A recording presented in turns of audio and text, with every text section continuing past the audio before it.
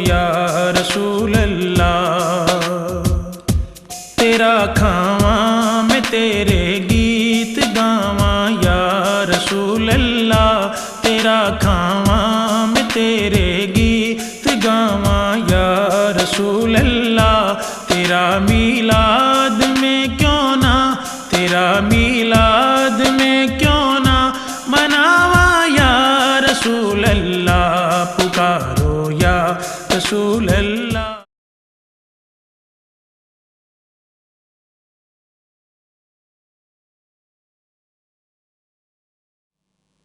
تو میں عرض کر رہا تھا اس وجہ سے نبی کی پیدائش دنیا میں اللہ کی نعمتوں میں سے سب سے بڑی نعمت ہے کہ نبی کے واسطے سے بندوں کو اللہ ملتا ہے، نبی کے واسطے سے بندوں کو اللہ ملتا ہے، اس کی معرفت ملتی ہے، اس تک رسائی ہوتی ہے، یہ نعمت عظمیٰ ہے۔ تو سب سے بڑی نعمت جس دن نصیب ہو وہ یوم ولادت نبی ہے۔ اس لیے فرمایا کہ پہلا نبی حضرت آدم علیہ السلام، جس دن وہ پیدا ہوئے تو وہ دن سب دنوں سے افضل ہو گیا، اور حالانکہ حضرت آدم علیہ السلام رسول بھی نہیں ہیں، پہلے رسول نوح علیہ السلام ہیں، وہ صرف نبی تھے۔ رسول وہ ہوتا ہے جس کو اللہ تعالیٰ کتاب بھیجتا ہے، شریعت دیتا ہے، کسی قوم کی طرف مبعوث کرتا ہے، تو اس وقت تو قوم ہی کوئی نہیں تھی، وہ تو پہلے انسان تھے، خالقم بشرا من صلصال من حمأ مسنون، جن کو پیدا کیا گیا۔ تو قوم کون سی تھی، کس کو شریعت دینی تھی، کس قوم کی طرف بھیجنا تھا؟ قوم تو ان کی نسل سے بعد میں بنی۔ تو آدم علیہ السلام نبی تھے اور نبی ہیں، ان کی پیدائش کا دن افضل الایام ہو گیا، اور وہ جو سید الرسول اور امام الانبیاء حضور محمد مصطفیٰ ہیں، جن کے صدقے سے سب کے سروں پر نبوت اور رسالت کے تاج سجائے گئے، جس دن ان کی ولادت ہوئی اس دن کا عالم دنوں کے اندر کتنا بڑا ہوگا، اس دن کی عظمت کا عالم اور اس دن کی سیلیبریشن کا عالم کیا ہوگا۔ یہ ایک اصول وضع ہوا اس حدیث نبوی سے، اصول۔ اب دوسرا سبب بیان کیا، وفیہ قبض۔ پہلا سبب جمعہ کے دن کا عظیم ہو جانا، افضل الایام ہو جانا، یہ ہے کہ یہ پیدائش پیغمبر کا دن ہے، اور دوسرا سبب وفیہ قبض، اور دوسرا سبب اس جمعہ کے افضل الایام ہونے کا یہ ہے کہ اس دن ان کی وفات ہوئی۔ تو پتہ چلا کہ ولادت کا دن بھی بڑا دن ہوتا ہے، اور اللہ والوں کے وصال کا دن بھی بڑا دن ہوتا ہے، وصال کا دن بھی بڑا ہوتا ہے، فیہ قبض۔ تو یہ بھی سبب افضلیت بنا۔ آپ کہیں گے یہ کیا بات ہوئی، ولادت بھی دن کو بڑا بنا گئی اور وصال بھی بڑا بنا گیا؟ ہاں، بس ایک باریک سا نکتہ ہے، ولادت خوشی اور نعمت کا دن ہوتا ہے ان کے لیے جن کی طرف نبی آیا، ہمارے لیے، اور وفات اور وصال ان کے لیے بڑا دن ہوتا ہے اس نبی اور ولی کے لیے جن کی وفات ہو رہی ہے، کہ ان کا محبوب حقیقی سے ملاقات کا دن ہے۔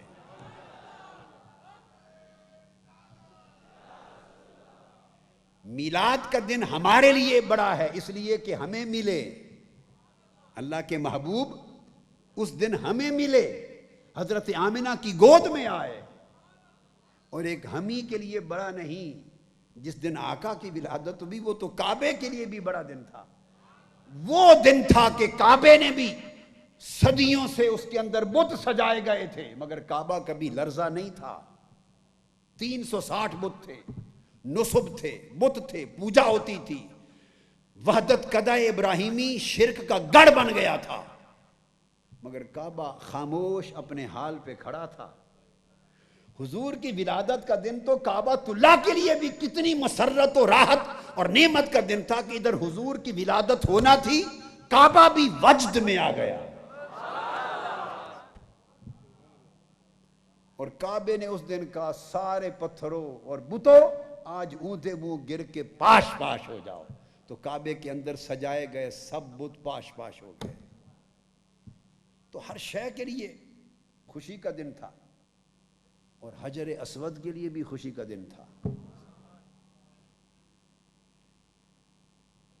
مسند ابو یعلا میں حدیث آتی ہے، مسند ابو یعلا میں، کہ حضرت حلیمہ سعدیہ رضی اللہ تعالیٰ عنہ فرماتی ہیں کہ میں حضرت آمنہ کی گود سے جب حضور کو نکلی، میں آپ کے ذوق کے لیے درمیان میں یہ بات کہہ رہا ہوں، حضرت آمنہ رضی اللہ تعالیٰ عنہ کی گود سے حضور کو لے کے نکلی، اور میں نے سوچا کہ قبیلہ بنو سعد اپنے گھر دور جانے سے پہلے کعبے کا طواف کرتی جاؤں، تو حرم کعبہ میں آ گئی حضور کو لے کر، اور کعبے کا طواف کرنے لگی، اور کہتی ہیں اس رب کی عزت کی قسم جس کے قبضہ قدرت میں میری جان ہے۔ قاضی ثناء اللہ پانی پتی نے تفسیر المظہری میں بھی اس کو لیا، اس روایت کو، مگر حدیث مسند ابو یعلا کی۔ کہتی ہیں کہ میں طواف کعبہ کے بعد پھر میں نے کہا کہ اب میں ان کو آگے کر کے حجر اسود کا بوسہ دلا دوں، حجر اسود کا بوسہ دلا دوں۔ کہتی ہیں اس رب کی عزت کی قسم جس کے قبضہ قدرت میں میری جان ہے، میں حضور کو لے کر حجر اسود کے قریب ابھی پہنچی ہی تھی، فاصلہ تھا کہ بوسہ دلاؤں، حجر اسود کعبے کی دیوار چھوڑ کے باہر آ گیا، اور باہر بڑھ کر اس نے مصطفیٰ کا بوسہ لیا۔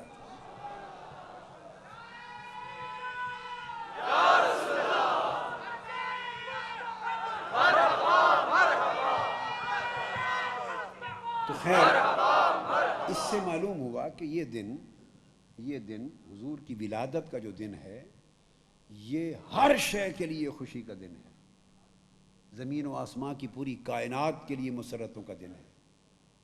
کثرت کے ساتھ حدیث میں آتا ہے، آپ نے سنا اور پڑھا ہوگا کہ ستارے نیچے اتار دیے گئے، جنت کی حوریں نیچے آ گئیں، ملائک نیچے آ گئے، کائنات رقصاں ہو گئی۔ تو ہر شے کے لیے ولادت پیغمبر، میلاد مصطفیٰ خوشی کا دن تھا، اور میں سمجھتا ہوں کہ حضور کے ولادت کے دن وہ خوشی ہر سال جب یوم ولادت آتا ہے تو ابو لہب کو بھی پھر اس دن سویبہ کو آزاد کرنے کی، مر جانے کے بعد بھی اس خوشی کا صلہ ملا۔ اتنا بڑا کافر تھا ابو لہب، جس کی مذمت میں قرآن کی صورت آئی، تبت یدا ابی لہب وتب، صحیح بخاری کی حدیث ہے، کتاب النکاح میں، صحیح بخاری کی حدیث ہے صحیح۔ اس کی باندھی تھی سویبہ، اس نے آ کے خوشخبری سنائی، ابو لہب مبارک ہو، عبداللہ کے گھر بیٹا ہوا ہے، یا تمہارے بھائی کے گھر بیٹا ہوا ہے۔ اس نے محمد بن عبداللہ کی ولادت کی خبر سنائی تھی، محمد رسول اللہ کی تو خبر ہی نہیں تھی انہیں۔ اس نے محمد بن عبداللہ بھتیجا سمجھ کے صرف حضور کی ولادت کی خوشی میں ان دو انگلیوں کا اشارہ کر کے کہا، سویبہ بھتیجے محمد کی ولادت کی خوشی میں جا، تجھے آزاد کر دیا۔ حضرت عباس بن عبد المطلب، حضور علیہ السلام کے چچا، وہ روایت کرتے ہیں، اور راوی امام بخاری ہیں، عام محدث اور امام نہیں ہے۔ حضرت عباس روایت کرتے ہیں کہ ابو لہب مر گیا، ایمان نہیں لایا، کفر میں مرا، مذمتوں کے ساتھ مرا۔ مرنے کے ایک زمانہ بعد حضرت عباس رضی اللہ تعالیٰ عنہ فرماتے ہیں، مجھے خواب میں ملا، تو میں نے پوچھا، ابو لہب بتاؤ کیا بیتا تمہارے ساتھ، اپنا حال سناؤ۔ یہ میں صحیح بخاری سے حدیث کوٹ کر رہا ہوں۔ تو خواب میں ابو لہب جواب دیتا ہے کہ برے حال میں ہوں، اوپر نیچے دائیں بائیں آگے پیچھے دوزخ کی تپتی آگ ہے، جل رہا ہوں۔ صرف اتنی بات ہے کہ ہر ہفتے میں جب پیر کا دن آتا ہے، یوم میلاد مصطفیٰ، پیر کا دن جب حضور کی ولادت ہوئی تھی آتا ہے، اس دن دوزخ کی جو آگ ہے، عذاب، وہ تخفیف کم کر دی جاتی ہے، اور ان دو انگلیوں سے کوئی پانی نکلتا ہے تو پی کر پیاس بجھاتا ہوں، اور اس دن عذاب کم رہتا ہے۔ امام ابن حجر اسقلانی نے اس پر لکھا، امام قسطلانی نے لکھا، امام جلال الدین سیوطی نے لکھا، ابن حجر مکی نے لکھا، امام قسطلانی نے لکھا، کل ائمہ محدثین نے اس کے اوپر بیان کیا کہ کافر تھا، کافر کو دنیا کے کسی صدقہ خیرات کے اعمال کا آخرت میں اجر نہیں ملتا، مگر یہ خصائص مصطفیٰ سے ہے کہ حضور کی ولادت کی خوشی میں اس کافر نے بھی باندھی آزاد کی تو پیر کے دن اس کے عذاب پہ بھی تخفیف ہوتی ہے. اور پھر اگر امتی محمد رسول اللہ سمجھ کے حضور کی ولادت کی خوشی منائے گا تو اس پر عذاب کی تخفیف اور رب کی بخششوں کا عالم کیا ہوگا. اب اس حدیث پر ایک سوال ذہنوں میں آتا ہے، میں اس کا ازالہ کرتا جاؤں. بعض لوگ کہتے ہیں یا بعضوں کے ذہن میں یہ بات آتی ہے کہ پہلی بات تو یہ ہے کہ یہ تو خواب کی بات ہے، ہم نہیں مانتے. میں ترتیب سے انٹرٹین کرتا ہوں تو سن لیں جواب اس کا. اگر خواب کی بات ہے تو بابا آپ نہیں مانتے، کوئی میرا خواب ہے جو نہیں مانتے؟ میرا ہو تو 100 بار نہ مانے، حاجی عبدالرؤف صاحب کا ہو 100 بار نہ مانے، علامہ غلام دستگیر افغانی صاحب کا خواب آیا ہو نہ مانے، کچھ نہیں ہوتا.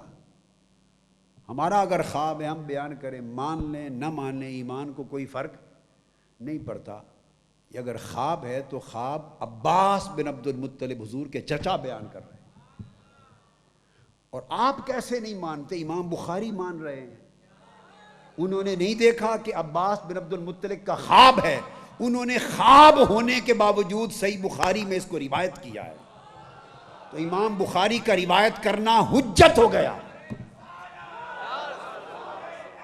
حجت ہو گیا امام بخاری کا بیان کرنا. ایک دوسری بات سمجھیں، خواب ہے آپ کی اور ہماری کیا مجال کہ اس کے خواب ہونے پر انکار کریں. اگر یہ خواب قابل اعتبار نہ ہوتا تو خود حضرت عباس رضی اللہ تعالیٰ عنہ ہی بیان نہ کرتے، وہ خواب سمجھ کے چھوڑ دیتے، رد کر دیتے. انہوں نے اس خواب کو دیکھا، بیان کیا اور سند کے ساتھ امام بخاری نے قبول کیا.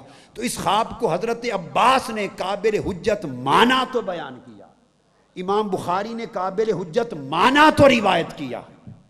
لہذا حجت حضرت عباس اور امام بخاری ہیں، خواب نہیں ہے حجت. اب حضرت عباس کا بیان ہے، ہم حضرت عباس کے بیان پر مدار کر رہے ہیں استدلال کا. خواب انہوں نے دیکھا، وہ جانے اور ان کا خواب جانے. ہمیں تو حضور کے چچا حضرت عباس نے بات سنائی، ہم تو ان کی زبان پر اعتبار کر رہے ہیں. اور امام بخاری نے حجتاً قبول کیا، ہم ان پر اعتماد کر رہے ہیں. یہ حضور نبی کی ولادت کا دن اور اسی طرح نبی کے وصال کا دن. ولادت تو امت کے لیے نعمت ہو گئی، اور وصال نبی اور ولی اللہ والے کے اپنے لیے نعمت ہوتا ہے کہ وہ دن اس کو وصال کہتے ہی اس لیے ہیں کہ وہ رب سے ملاقات ہوتی ہے. امتی کی روح کی رب کی بارگاہ میں حاضری ہوتی ہے اور پھر قبر میں حضور سے ملاقات ہوتی ہے، حضور کا دیدار ہوتا ہے. تو وہ 2 ملاقاتوں کی شام ہوتی ہے، وفات کی شام، 2 ملاقاتوں کی شام ہوتی ہے.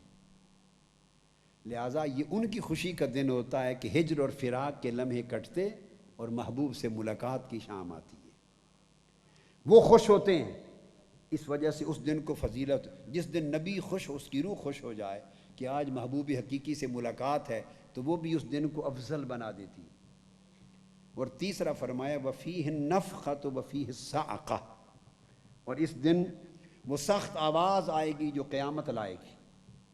وہ قیامت سے پہلے جو سخت آواز آئے گی وہ بھی جمعہ کے دن ہوگی. یہ تیسرا سبب افضلیت کا. اب آپ سوچیں گے کہ قیامت تو الٹا قیامت ہے، ہر کوئی نفسا نفسی کے عالم میں مارا جائے گا، تو وہ بھی فضیلت کا سبب کیسے بن گیا؟ نہیں، یہ فرمایا وہ جو قیامت کے لیے جنگاڑ سخت آواز آئے گی وہ بھی جمعہ کے دن، یہ بھی سبب فضیلت ہے. تو گویا قیامت کا دن اعلان ہونا بھی سبب فضیلت ہے. لیکن سوال ہے کیوں؟ اس کے اندر ایک باریک راز ہے، وہ توجہ طلب ہے. وہ اس لیے کہ وہ قیامت ہے یا کافروں کے لیے یا منکروں کے لیے. قیامت ہے. میں محاورتاً کہہ رہا ہوں کہ قیامت ہو گئی، قیامت ہے، تباہ کن ہے، اندوہناک ہے، پریشان کن ہے. 50,000 سال تمازت آفتاب میں جل جانے کا دن ہے. قیامت ہے غیروں کے لیے. جو اس کے نہیں بنے، اور وہ جو اس کے ہو گئے ان کے لیے وہ قیامت نہیں، ان کے لیے وہ یوم دیدار ہے، وہ یوم فرحت ہے، وہ یوم ملاقات ہے، یوم شفاعت ہے۔ اس لیے عام انسانوں کے لیے قیامت کا دن 50,000 سال کا ہوگا، قرآن سے ثابت ہے اور حدیث سے صحیح ہے۔ وہ دن جو عامت الناس کے لیے 50,000 سال کا ہوگا، وہ اللہ والوں کے لیے صرف عصر کی 4 رکعتوں کی نماز جتنا نظر آئے گا۔ عصر کی نماز پڑھ کے جیسے سلام پھیرتا ہے، اور کسی ایک روایت میں فجر کی 2 رکعتوں جتنا وقت لگتا ہے، وہ 50,000 سال اتنی دیر میں بیت جائیں گے۔ اگر ذہن میں سوال آ جائے کہ کیسے اتنی بڑی مدت 50,000 سال کی 2 منٹ 4 لمحوں میں کیسے بیت جائے گی؟ اب یہ جو سوال ہے اس کا جواب قال میں نہیں ہے، حال میں ہے۔ اس کا جواب قال کے پاس نہیں ہے، اس کا جواب قال کے پاس، اس کا جواب حال کے پاس۔ اس لیے میں نے کہا اندر والے بھی حال لیں اور باہر والے بھی حال لیں۔ 50,000 سال کا دن چٹکی میں 4 لمحوں میں کئیوں کے لیے بیت جائے گا۔ وہ کیسے بیت جائے گا؟ یہ وہ لوگ ہوں گے جن کے لیے پردہ اٹھا دیا جائے گا، پردہ اٹھا دیا جائے گا۔ تو قیامت کا دن اس لیے فضیلت کا سبب بن گیا کہ کئی لوگ تو انتظار ہی اسی دن کا کر رہے ہیں کہ وہ دن آئے اور آقا کا جھنڈا شفاعت کا اٹھا کے حضور کے ساتھ ہم بھی چلیں۔ اور وہ دن آئے اور حکم و ملائکہ، یہ لوگ ہیں جنہوں نے میری خاطر رات کے بستروں کے آرام تج کر دیے تھے، یہ وہ لوگ ہیں جنہوں نے اپنے پہلو بستر سے جدا کر لیے تھے، جن کی آنکھیں میرے غم میری محبت میں چھم چھم برسات کی طرح برستی تھیں، یہ وہ لوگ ہیں جو رات کے اندھیرے چھاتے لوگ بستر پہ چلے جاتے، یہ مصلی میں میرے حضور 10 برس تک قیام پذیر ہو جاتے، یہ وہ لوگ ہیں جو ساری رات رو رو کر مجھ سے مناجات کرتے تھے، یہ وہ لوگ ہیں جو نہ مجھ سے دنیا مانگتے تھے نہ آخرت کی نعمتیں مانگتے تھے، صرف مجھ سے مجھ ہی کو مانگتے تھے، میری قربت کے طالب تھے، میرے دیدار کے طالب تھے، یہ میرے عاشق تھے، اطاعت گزار بندے تھے، مردان حق تھے، میرے دوست تھے، میرے ولی تھے۔ تو فرشتے کہیں گے باری تعالیٰ ہم سمجھ گئے، پہچان گئے، اب ان کے لیے کیا حکم ہے؟ احادیث صحیحہ میں ہے، حکم ہوگا ان کے اور میرے درمیان آج پردہ اٹھا دیا جائے، پردہ اٹھ جائے گا۔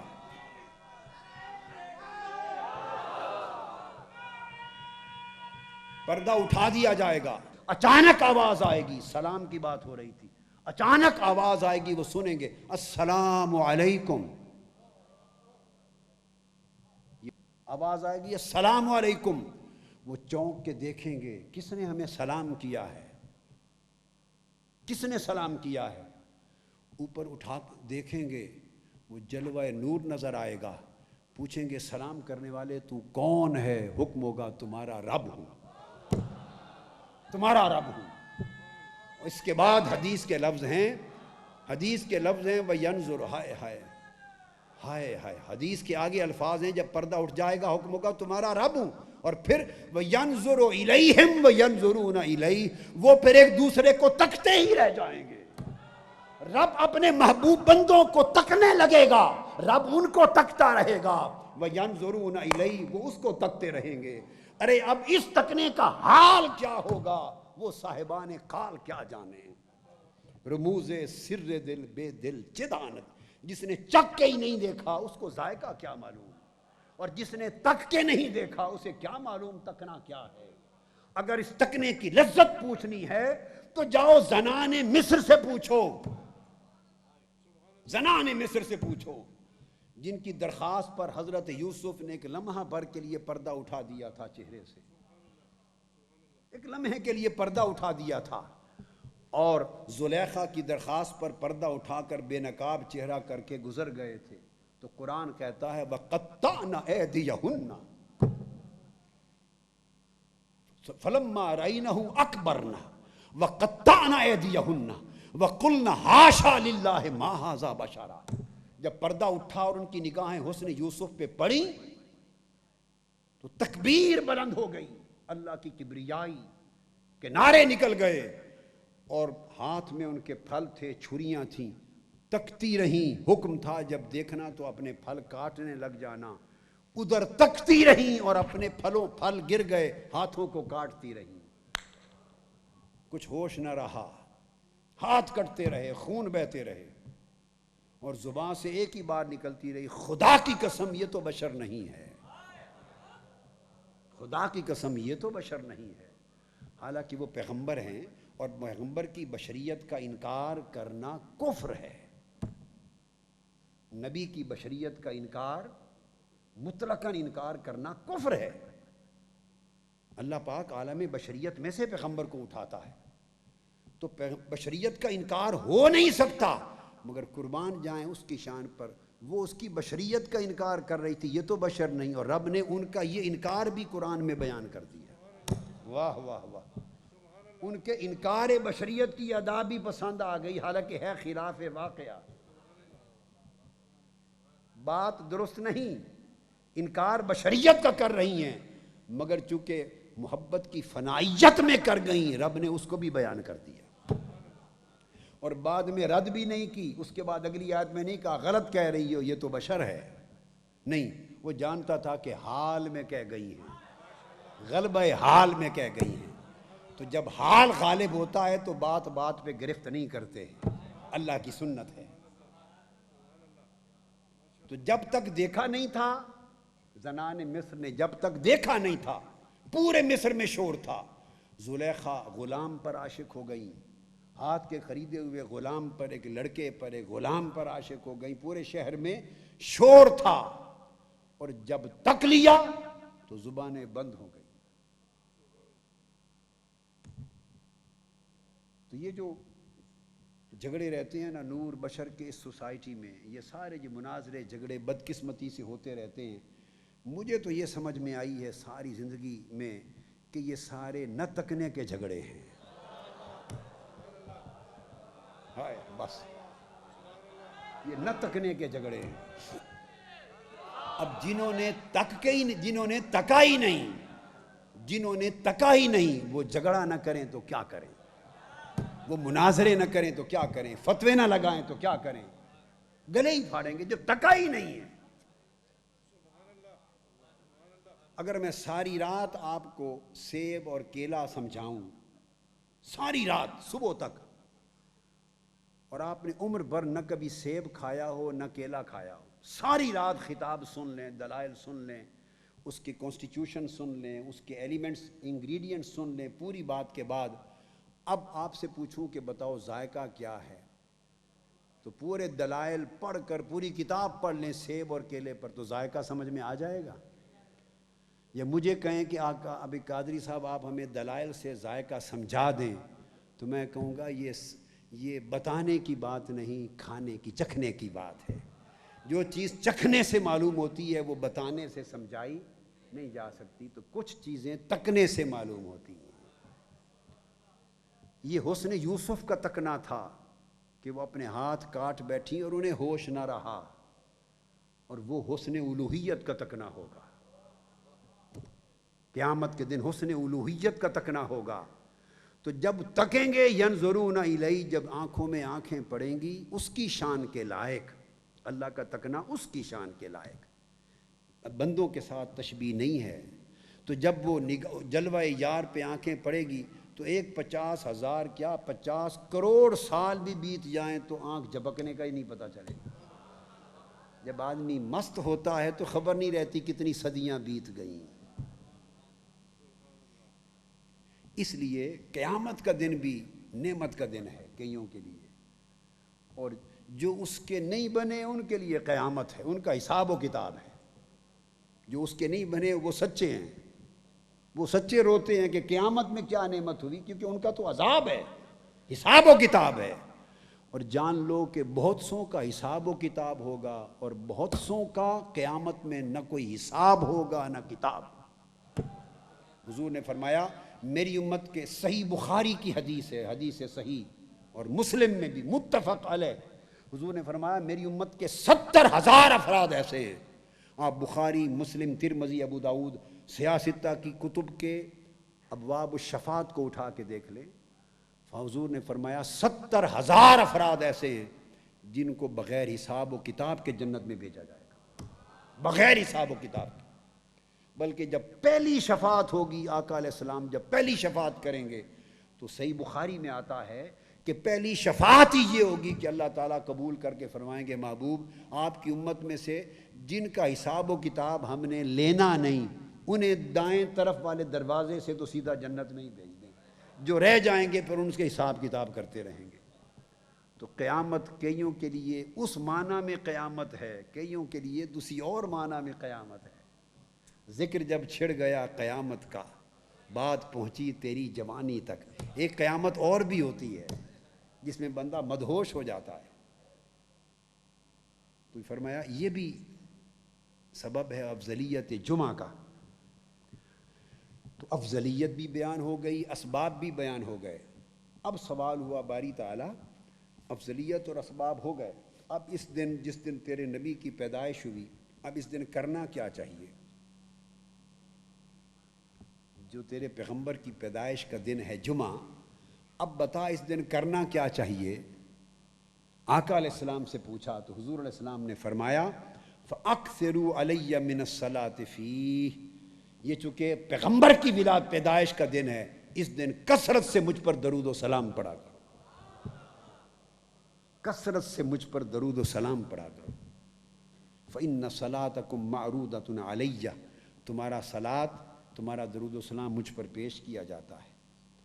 صحابہ کرام نے اس پر ایک سوال کیا، قالوا یا رسول اللہ کیف تورد صلاتنا علیک وقد ارمت، آج تو بات سمجھ میں آتی ہے کہ آپ پر درود و سلام پڑھیں اور آپ پر پیش ہوگا، آپ سنیں گے، آپ پر پیش کیا جائے گا، دونوں صورتیں، لیکن جب آپ کا وصال ہو جائے گا اور جسد مبارک قبر انور میں رکھ دیا جائے گا تو کیا اس وقت بھی آپ ہمارا سلام لے سکیں گے، قبول کریں گے، آپ پر پیش ہوگا؟ تو وفات کی کیفیت پوچھی کہ وفات کے بعد آپ کی شان اور آپ کا حال کیا ہوگا؟ آقا علیہ السلام نے فرمایا بلیت قال ان اللہ حرم علی الارض اجساد الانبیاء وفی روایت قال ان اللہ حرم علی الارض ان تأکل اجساد الانبیاء فنبی اللہ حی یرزق، فرمایا کہ اللہ تعالیٰ نے زمین پر حرام کر دیا ہے کہ نبی کے جسم کو کھائے۔ اللہ کا نبی قبر میں زندہ ہوتا ہے اور اس کو رزق دیا جاتا ہے۔ پکارو یا رسول اللہ، تیرا کھاواں میں تیرے گیت گاواں یا رسول اللہ، تیرا کھاواں میں تیرے گیت گاواں یا رسول اللہ، تیرا میلاد میں کیوں نہ، تیرا میلاد میں کیوں نہ مناواں یا رسول اللہ، پکارو یا رسول اللہ، پکارو یا رسول اللہ، پکارو یا رسول اللہ، پکارو یا رسول اللہ۔ وظیفہ آپ دینا دا جدوں دا میں پکایا اے، وظیفہ آپ دینا دا جدوں دا میں پکایا اے، وظیفہ آپ دینا دا جدوں دا میں پکایا اے، کدی ہویا نہیں مینوں، کدی ہویا نہیں مینوں خسارا یا رسول اللہ، پکارو یا رسول اللہ، پکارو یا رسول